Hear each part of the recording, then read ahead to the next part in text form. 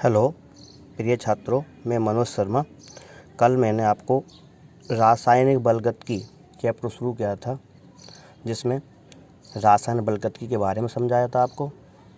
उसके प्रकार slow reaction, fast reaction और ऑर्डर ऑफ रिएक्शन। इसके बाद जीरो ऑर्डर रिएक्शन टॉपिक शुरू किया था, जिसमें एग्जाम्पल और उसकी डेफिनेशन के बारे में कल हमने डिस्कस किया था। आज मैं आपको जीरो ऑर्डर रिएक्शन का डेरिवेशन ड्राइव कर रहा हूँ। जो क्लियर ना हो उसे आप मेरे पर्सनल नंबर पे पूछ सकते हैं। देखिए, derivation of zero order reaction जो एग्ज़ाम व्यू से काफ़ी इम्पोर्टेंट है, कई बार ये बोर्ड एग्ज़ाम में पूछा गया है। देखिए, इसकी जो डेफिनेशन थी कल, तो डेरिवेशन थी कि किसी भी केमिकल रिएक्शन को जीरो ऑर्डर होने के लिए उसमें कोई ना कोई चेंजिंग, मतलब कंसंट्रेशन में चेंजिंग होनी चाहिए। तो उस अकॉर्डिंग जो डेफिनेशन है वो dx/dt इज इक्वल टू के यहाँ पर हमारा रेट कांस्टेंट है। इसको अगर हम मल्टीप्लाई तिरछी गुणा करें तो dx बराबर हो जाएगा k dt। इसका हमने दोनों तरफ इसका इंटीग्रेशन कर लिया, इंटीग्रेशन बोथ साइड्स। ये हमने इसका dx का इंटीग्रेशन कर दिया, ये हमारा इंटीग्रेशन का चिन्ह होता है। कि हमारी कांस्टेंट राशि है, dt का इंटीग्रेशन कर दिया प्लस IC हमारा इंटीग्रेशन कांस्टेंट है। जब हम किसी भी राशि का इंटीग्रेशन करते हैं तो इंटीग्रेशन कांस्टेंट लगाते हैं। तो देखिए, dx का जब इंटीग्रेशन करेंगे तो dx का x हो जाएगा, k अचर राशि है, k का k ही रहेगा, dt का t प्लस IC। अब IC का मान निकालने के लिए हमें प्रारंभिक मान लगाएंगे शुरू में, क्योंकि समय भी जीरो था और जो हमारी विकसित सांद्रता थी वह भी जीरो थी। तो t बराबर 0 और x बराबर 0, ये दोनों मान हम उठा के समीकरण नंबर 1 में रख देंगे। लिखेंगे, देख x का मान 0 तो 0 रख दिया, k गुणा एक t का मान 0 है तो 0 रख दिया प्लस IC। तो हमारा IC बराबर आ गया 0। इसको मैं समीकरण नंबर 2 मान लिया। अब फ्रॉम इक्वेशन 1 एंड 2, समीकरण 2 से IC का मान हम समीकरण नंबर 1 में रख देंगे इसमें। तो ये हो जाएगा हमारा x बराबर KT प्लस IC का मान रख दिया हमने 0। तो ये हमारा हो जाएगा x बराबर KT, और जब ये k है, k और t हमारा साइन ये बटे में चला जाएगा, तो k बराबर हो जाएगा x/t।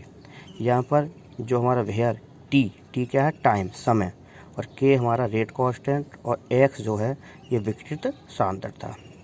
तो ये हमारा it is called derivation of zero order reaction. इस शून्य कोटि की अभिक्रिया के लिए पूरा रेट कांस्टेंट डेरिवेशन ड्राइव हो गया, एग्जाम व्यू से काफ़ी इम्पोर्टेंट है।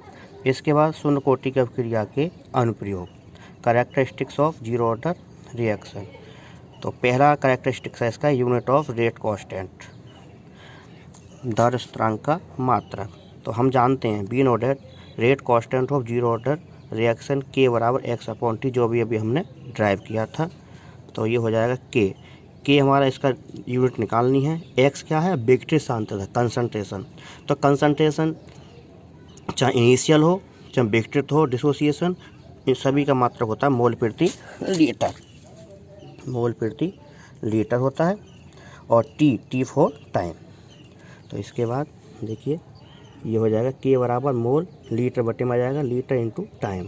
तो k बराबर मोल लीटर ऊपर पहुँच जाएगा लीटर इनवर्स और टाइम इन वर्स।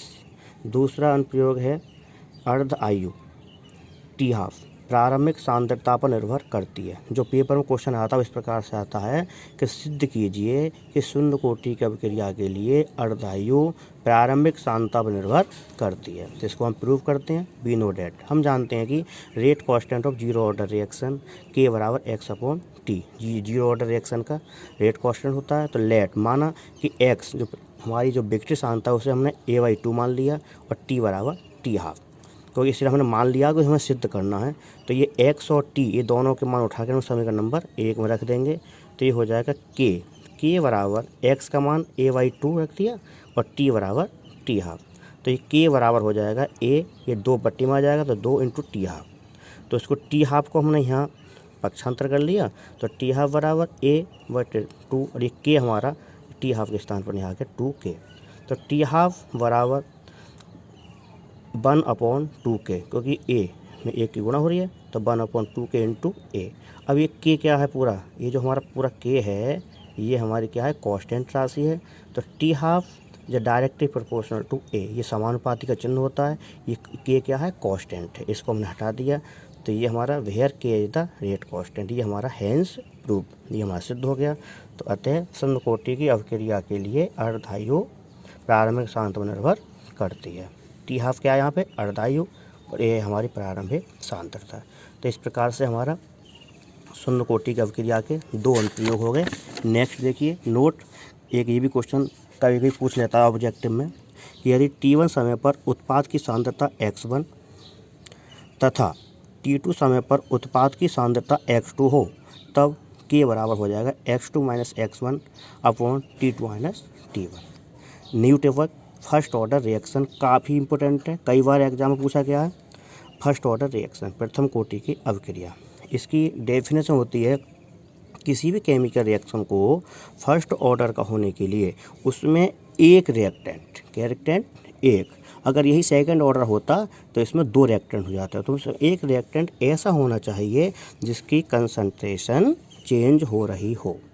एग्जाम्पल, पहला एग्जाम्पल है इन्वर्जन ऑफ शुगर, शर्करा का प्रतिपन। देखिए शर्करा का फार्मूला होता है C12H22O11 प्लस H2।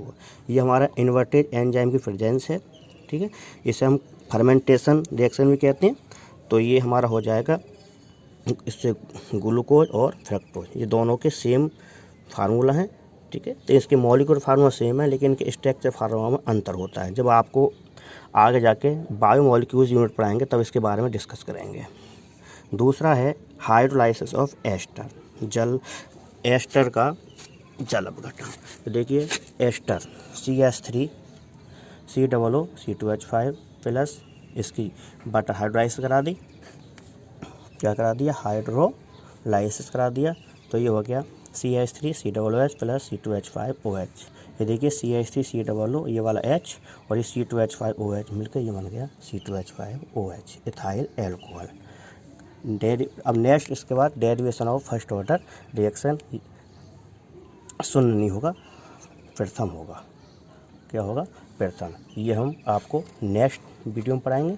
आप सभी स्टूडेंटों से रिक्वेस्ट है कि आप इसके नोट्स बनाते जाएं। जैसे ही ऑनलाइन क्लास के बाद जैसे ही लॉकडाउन हटेगा एक बार इसे दोबारा से रिवाइज एक्स्ट्रा क्लास लेकर क्लास में रिवाइज करा देंगे। ओके, धन्यवाद।